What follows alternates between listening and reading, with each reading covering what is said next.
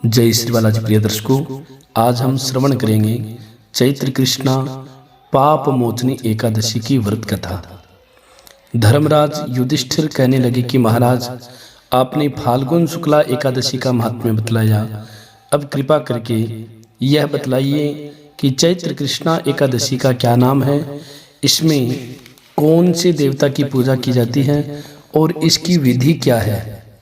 भगवान कृष्ण कहने लगे कि हे राजन, यही प्रश्न एक समय राजा मानधाता ने लोमस ऋषि से किया था और जो कुछ उन्होंने उत्तर दिया था सो वही तुमसे कहता हूँ।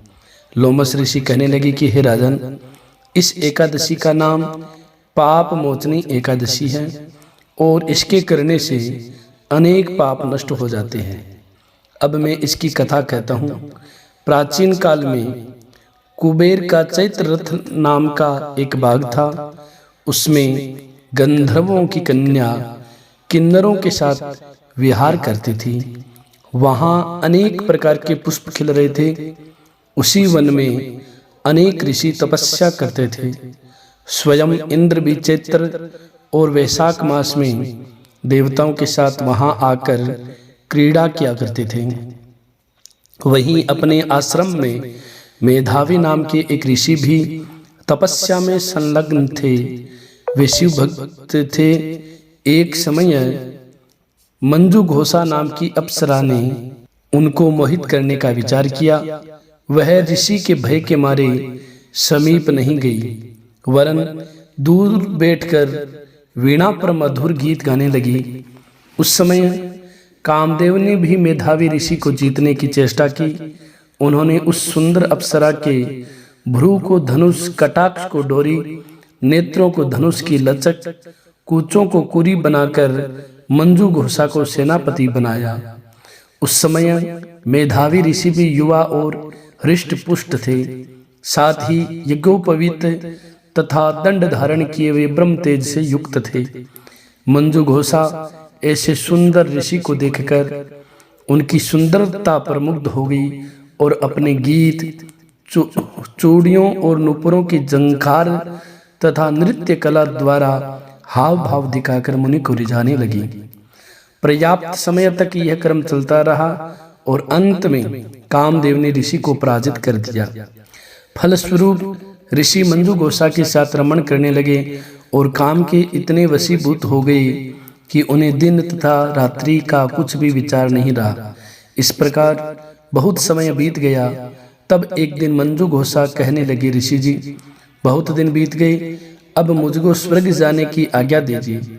मुनि ने कहा, आज इसी संध्या को तो आई हो, प्रातः काल होने तक चली जाना। मुनि के ऐसे वचन सुनकर अप्सरा कुछ समय तक और रुकी। अंत में उसने पुनः मुनि से विदा मांगी तो मुनि कहने लगी कि अभी तो आधी रात ही हुई है। अप्सरा ने कहा कि महाराज, आपकी रात तो बहुत लंबी है, इसका क्या प्रमाण है? मुझको यहाँ पर आए कितने ही वर्ष बीत गए। उस अप्सरा को यह बात सुनकर मुनि को समय का ज्ञान हुआ तो विचार करने लगे कि इस अप्सरा के साथ रमण करते हुए हमको 57 वर्ष 7 मास और 3 दिन बीत गए, तो वह उनको काल के समान प्रतीत हुई। मुनि अत्यंत क्रोधित हुए और उनकी आंखों से ज्वाला उत्पन्न होने लगी। वे कहने लगी कि मेरी कठिन परिश्रम से एकत्र की हुई तपस्या को तूने नष्ट कर दिया। तू महापापिनी और दुराचारिणी है, तुझे धिक्कार है, तूने मेरे साथ घात किया है, इसलिए तू मेरे श्राप से पिशाचिनी हो जा। मुनि के श्राप से मंजू घोषा तत्क्षण पिशाचिनी हो गई और भयभीत होकर मुनि से प्रार्थना करने लगी कि महाराज, इस श्राप का किसी प्रकार से निवारण कीजिए। अप्सरा के ऐसे दीन वचन सुनकर मुनि बोले कि दुष्टे, यद्यपि तूने मेरा बहुत अनिष्ट किया है, परंतु फिर भी मैं तुझे श्राप से छूटने का उपाय बतलाता हूँ।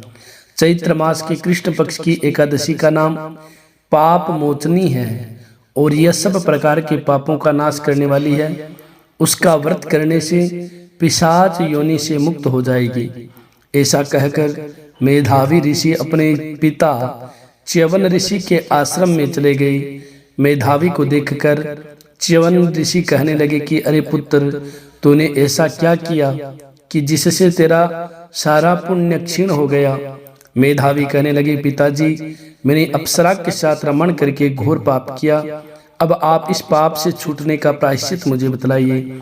तब च्यवन ऋषि कहने लगे कि हे पुत्र, चैत्र मास के कृष्ण पक्ष की पाप मोचनी एकादशी का व्रत करने से सब पापों का नाश हो जाता है, इसलिए तुम इस व्रत को करो। पिता की आज्ञा पाकर मेधावी ऋषि ने भी इस व्रत को किया, जिससे उनके सब पाप नष्ट हो गए और वे पवित्र हो गए। उधर मंजू गोसा भी व्रत के प्रभाव से पिशाच योनि से छूटकर दिव्य देह धारण करके स्वर्ग को चली गई। लोमस ऋषि कहने लगे कि हे राजन, पाप मोचनी एकादशी के व्रत को करने से सब पाप नष्ट हो जाते हैं।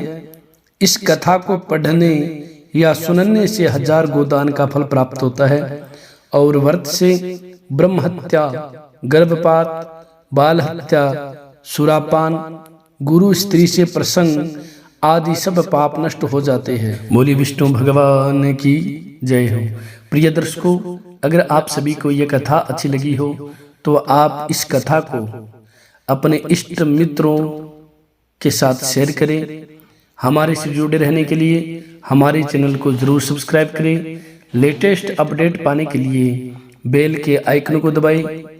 प्रिय दर्शकों, सनातन धर्म में जितने भी व्रत त्योहार होते हैं, उन सभी व्रत त्योहारों की कथा, उन सभी व्रत त्योहारों के मुहूर्त इस रामदूत एस्ट्रो चैनल पर अपलोड किए जाते हैं। तो आप सभी से पुनः निवेदन करता हूं, आप हमारे से जुड़े रहने के लिए हमारे चैनल को जरूर सब्सक्राइब करें। जय श्री बालाजी, जय श्री राधे।